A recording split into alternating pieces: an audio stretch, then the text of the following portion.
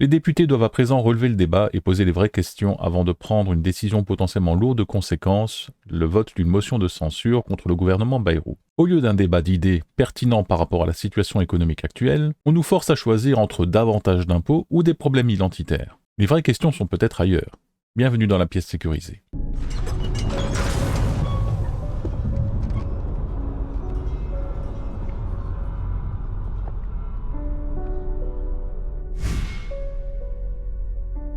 Vous avez cette impression également que le débat semble exclure d'office toute idée de baisse d'impôts. Ça me semble complètement irresponsable de chercher encore à hausser les impôts, puisque nous ne l'aurons pas.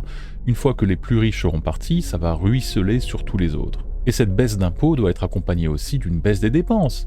Il y a des dépenses qui sont irresponsables, qui ne sont pas suivies, qui sont complètement déconnectées de la situation réelle. Et pour tout ce qui est problème d'identitaire, que l'on soit pour ou contre davantage d'immigration, de toute manière c'est l'Union Européenne qui choisit. Et les Français se font juste passer pour des rigolos de service. Il faut déjà qu'on soit un petit peu plus responsable pour avoir plus d'impact, pour peser après dans les décisions de l'Union Européenne. Là, on se fait juste passer pour des tocards. Regardez donc les députés, le budget de l'Assemblée nationale pour l'année 2024. Il s'est élevé à 620 millions de dépenses nettes.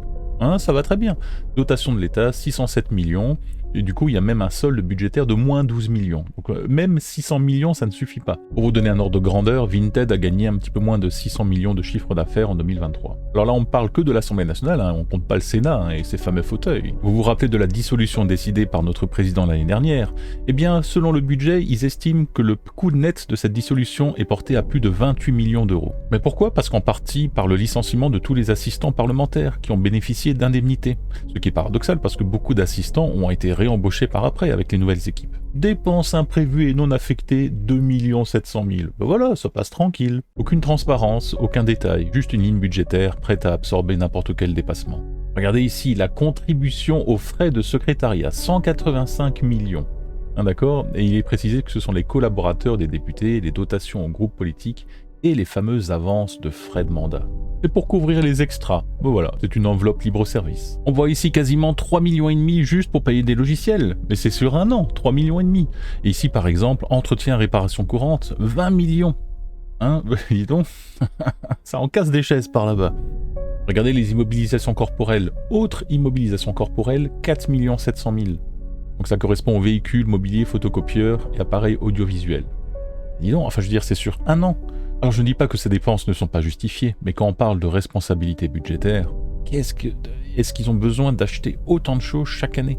Est-ce qu'il n'est pas imaginable de dire, ben voilà, cette année, on réduit en fait l'ensemble des dépenses de par exemple 10%. On donne l'exemple. Puisque de toute façon, même le budget là ici de 620 millions est au-delà de la dotation de l'État. Alors vous doutez bien que les 607 millions, ça ne vient pas véritablement de l'État, ça vient de nos poches. Et que les moins 12 millions, ben, ils vont également venir de nos poches. Et le plus rigolo pour moi, c'est sur ces 620 millions de dépenses, donc ils sont compensés par 607 millions de dotations, et bien regardez ici, impôts et taxes, ça correspond à 0,74% de l'ensemble, autrement dit 4 600 000.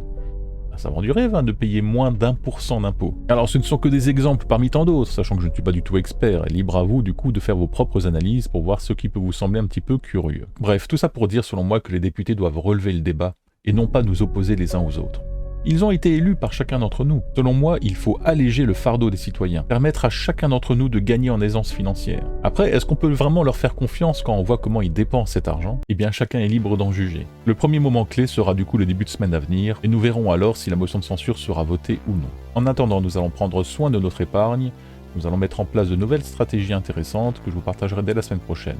Et n'oubliez pas, ne rien faire c'est déjà choisir de perdre, et réagir c'est protéger votre liberté.